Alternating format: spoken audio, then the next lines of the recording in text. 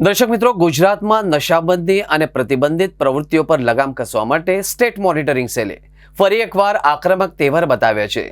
શનિવારે મોડી રાત્રે એસએમસીની 6 અલગ અલગ ટીમોએ અમદાવાદના પોશ વિસ્તારો અને ગાંધીનગરમાં દમદમતા હુક્કા બાર પર એક સાથે દરોડા પાડી સર્ચ ઓપરેશન હાથ ધર્યું હતું.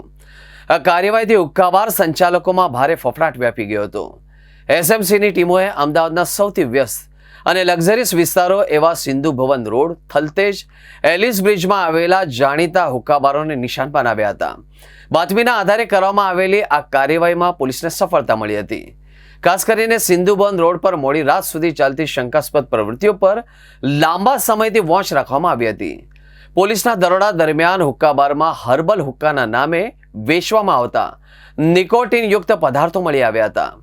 કાયદા મુજબ હુક્કા બાર પર પ્રતિબંધ હોવા છતાં અનેક જગ્યાએ નિયમોનું ઉલ્લંઘન કરી કેમિકલ યુક્ત અને પ્રતિબંધિત ફ્લેવર પીરસવામાં આવતી હતી. પોલીસે ઘટના સ્થળેથી હુક્કા, ચિલમ, પ્રતિબંધિત ફ્લેવરના પેકેટ્સ, અન્ય નશાકારક સાધન સામગ્રી જપ્ત કરી હતી.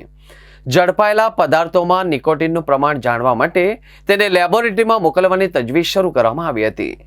અનેક હુક્કાબારના સંચાલકો અને કર્મચારીઓને અટકાયત કરી પૂછપરછ કરવામાં આવી છે.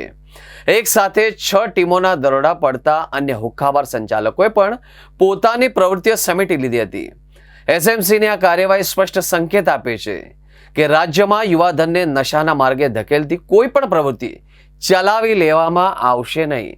આગામી દિવસોમાં આ મામલે વધુ ધરપકડ અને કડક કાર્યવાહીના પગલાં લેવાય એવી પૂરેપૂરી શક્યતાઓ છે.